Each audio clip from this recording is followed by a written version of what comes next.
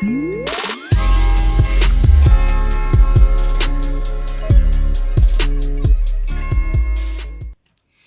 tout le monde, je suis juste super contente et super excitée de vous retrouver dans cette vidéo. Donc comme vous aurez pu le voir dans le titre, il s'agit d'une revue sur le fond de teint Pro Filter de la gamme Fenty Beauty by Rihanna.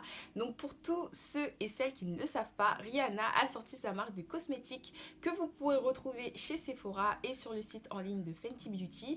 Et c'est sorti le 8 septembre 2017 et c'était pile poil le jour de mon anniversaire. Et oui les gars, j'ai enfin eu 17 ans et du coup ma cousine m'a dit qu'elle allait craquer sur certains produits et que tout simplement moi aussi je pouvais choisir un produit qu'elle allait m'offrir et du coup j'ai pris le fond de teint. Donc voilà comment se présente le packaging. C'est vraiment quelque chose de très simple, très sobre, très épuré et j'aime beaucoup. Avouez que c'est un petit bijou que j'ai entre les mains. Donc voilà, avant de vous parler du fond de teint et de passer à la revue, je voulais juste vous parler un petit peu parce que je suis assez énervée contre Sephora. Pour ceux et celles qui ne le savent pas, Rihanna, en sortant cette marque de make-up, donc Fenty Beauty, avait pour envie principale de prôner la diversité. Ça veut dire que le fond de teint que je viens de vous présenter, il existe en 40 teintes. Ça va de la teinte la plus claire à la teinte la plus foncée.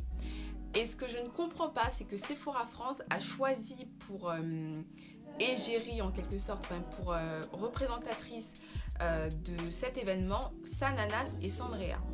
Alors peut-être que certaines personnes ne vont pas forcément voir là où je veux en venir, mais ce que je veux dire, c'est que une marque qui prône la diversité doit être représentée par la diversité. C'est-à-dire qu'ils ont choisi 2 youtubeuses blanches. Je tiens à dire que je n'ai rien contre les blancs, hein. Je dis ça au cas où, on ne sait jamais, au cas où certaines personnes interprètent mal les choses. Mais voilà, fallait au moins faire l'effort peut-être de prendre une youtubeuse noire. J'ai envie de dire des youtubeuses noires qui sont connues sur YouTube, il y en a plein. Vous avez Yanissa XOXO, vous avez Makeup Chic, vous avez Envy Delayed. Enfin bref, au bout d'un moment, il faut faire un effort, il faut avancer, il faut aussi représenter tout le monde. Et donc ils auraient pu au moins faire l'effort de prendre une youtubeuse blanche, une youtubeuse noire. Je dis ça parce que moi je fais partie de la communauté noire, mais je sais qu'il y a plein d'autres communautés qui ne sont absolument pas représentées chez Sephora. La femme asiatique et j'en passe ne sont pas représentées. Et je trouve ça tellement dommage parce que c'est une marque qui, comme je le disais et comme je le dis, prône la diversité. Bref, donc je suis assez énervée contre Sephora et je ne comprends pas pourquoi est-ce que nous, en France, on n'avance pas. Aux États-Unis, c'est pas comme ça. En Angleterre, je ne pense pas que ça soit comme ça aussi. Donc voilà, c'est assez dommage. Mais bon, que voulez-vous?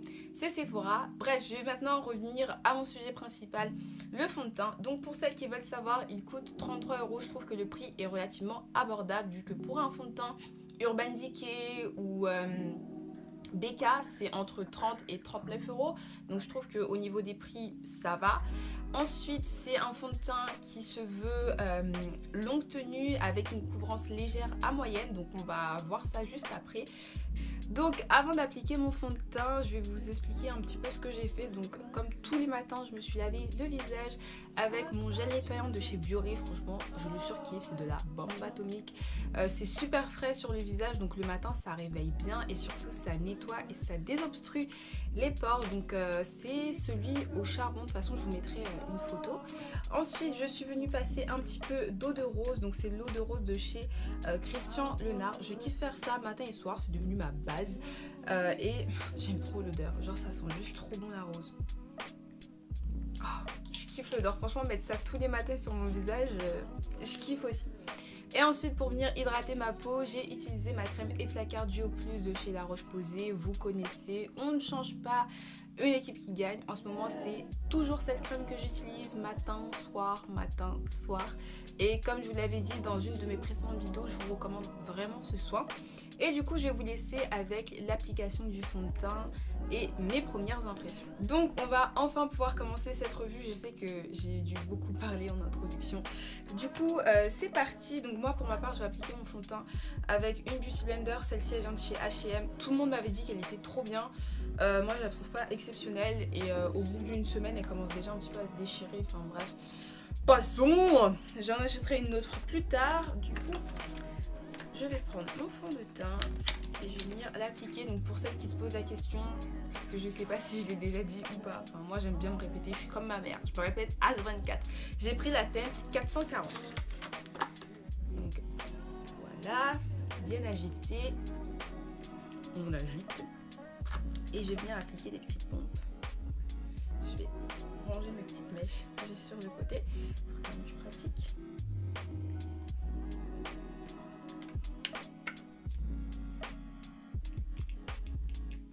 Et ça m'énerve parce que je sens que le produit va sortir trop vite d'un coup. J'en ai mis un peu beaucoup.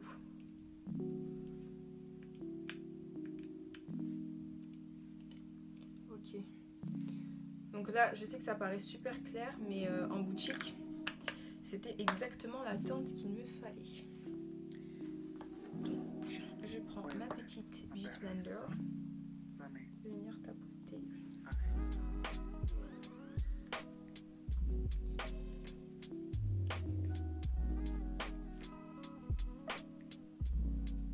Alors j'aime bien la texture parce qu'il est assez liquide, donc il est facile à travailler. Ça c'est un bon point. Par contre, au niveau de la couvrance, je pense que je vais rajouter une deuxième pompe.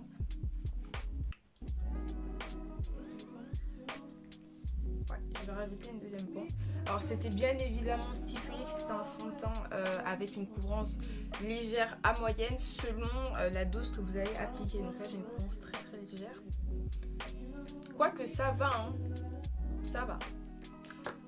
Il y a un peu de couvrance, mais moi je vais rajouter un petit peu de fond de teint pour avoir une couvrance un peu plus haute. Je vais rajouter. Voilà. Je vais mettre à certains endroits.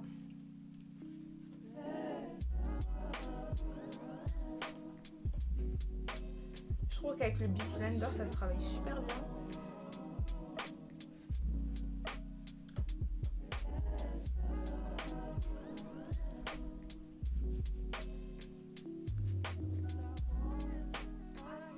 Au niveau de la teinte, c'est vraiment la teinte parfaite.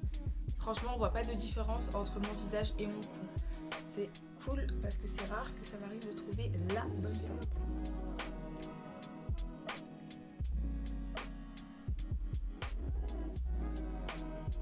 Un peu sur les yeux.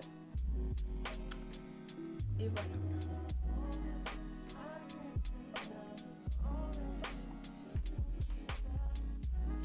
Alors, j'ai fini d'appliquer le fond de teint. Comme vous aurez pu le voir, ça aurait été très très rapide. Je vais aller finir mon teint hors caméra et je vous retrouve juste après. Donc me revoilà, j'ai fini mon make-up. Donc j'ai rajouté quelques petits éléments au niveau du teint. Déjà j'ai poudré le fond de teint avec une poudre de chez Sephora. Donc c'est la Beauty & Playfer. Vous savez, c'est leur poudre compacte translucide qui est juste super bien. Mais elle coûte 15 balles. Genre moi quand je l'ai acheté, je m'attendais trop parce qu'elle coûte 10 balles. Et là j'arrive, je vois 15 balles. Je me dis mais or, c'est vrai, ils se grattent pas quoi. Enfin au niveau des prix... Bref, ensuite je suis venue rajouter de l'anti-cerne. Ensuite j'ai poudré mon anti-cerne, j'ai rajouté un peu de blush et de l'highlighter qui est assez discret, je pense qu'on ne le verra pas trop à la caméra. Et ensuite j'ai fixé mon make-up avec la brume fixatrice de chez Je mets Maybelline. Et voilà, ensuite je suis passée aux yeux et aux lèvres, mais ça nous intéresse pas trop aujourd'hui. Du coup aujourd'hui j'ai quelques petites vidéos à filmer, du montage doit aussi sortir vite fait. Et au fur et à mesure de la journée je reviendrai vers vous pour vous dire comment le fond de teint évolue. Donc me revoilà, ça fait un peu plus de 3 heures que je porte le fond de teint et comment vous dire que pour le moment ça n'a absolument pas bougé. Avec certains fonds de teint ça peut m'arriver qu'au bout de 3 heures j'ai la peau qui commence un peu à devenir grasse, mais là pour le moment tout va bien. Donc j'aime toujours autant mon teint, je le trouve toujours aussi flawless. À voir au fil de la journée si ça bouge ou si ça bouge pas, mais en tout cas c'est un fond de teint qui est censé être longue durée, donc on verra bien. Me revoilà pour vous faire un petit bilan au niveau du fond de teint. Donc je sais pas trop si vous remarquez, mais moi je le remarque. Je commence un petit peu à briller au niveau du front et du nez, mais ça va, ça passe. C'est pas une brillance extrême, contrairement à d'autres fonds de teint que quand j'applique au bout de 2-3 heures, je brille comme never. Là franchement ça va, donc je pense qu'un petit peu de poudre matifiante par dessus et le tour est joué. Donc étant donné qu'il commence un petit peu à faire tard et qu'il va pas tarder à faire nuit, je vais finir cette vidéo. Donc mon avis, c'est que j'aime énormément ce fond de teint. Comme je vous le disais, j'aime beaucoup le packaging, je le trouve très facile à appliquer avec une Beauty Blender. Et d'ailleurs, je vous conseille plus de l'appliquer avec une Beauty Blender parce qu'il est assez liquide. Au niveau de la teinte, c'est vraiment la teinte parfaite. Quand je l'ai appliqué, j'ai eu un peu peur, ça me semblait un peu clair, mais au final, pas du tout. C'est THE Perfect Teinte. Ensuite, je trouve qu'il a un rendu très naturel, c'est-à-dire qu'on ne voit pas que vous avez mis du fond de teint. Quand on touche la peau comme ça, il n'y a pas l'effet de fond de teint et j'aime énormément ce petit côté peau de pêche un peu velouté. Il est très naturel, mais ça ne veut pas dire qu'il est très naturel, donc il n'est pas couvrant. Pas du tout, je trouve que la couvrance est légère à moyenne. Donc selon vos envies et vos besoins, vous pouvez rajouter un petit peu de fond de teint si vous voulez un peu plus de couvrance. Là par exemple, j'ai pas corrigé mes taches en dessous avec un correcteur orange, mais si je l'aurais fait, je pense que j'aurais eu un rendu encore beaucoup plus joli que celui-ci. Et voilà, c'est tout ce que j'ai à vous dire. Donc est-ce que je vous recommande ce fond de teint? Oui. Au niveau du prix, je le trouve assez abordable parce qu'il est dans les prix des grandes marques. Donc il coûte 33 € pour rappel. Donc voilà, c'est tout pour ma petite revue. J'espère qu'elle vous aura plu. Si c'est le cas, n'hésitez pas à me le dire dans les commentaires, à mettre des petits pouces bleus et à vous abonner si ce n'est pas déjà fait. Et je vous fais plein d'énormes bisous. N'hésitez pas à me retrouver sur les réseaux sociaux, donc Instagram et Snapchat. Comme d'habitude, tout est en barre d'infos. Et sachez que autant sur Instagram que sur Snapchat, je réponds à tout le monde et que je parle avec tout le monde. Donc voilà, je vous laisse là et on se retrouve la semaine prochaine dans une nouvelle vidéo et je vous fais plein d'énormes bisous.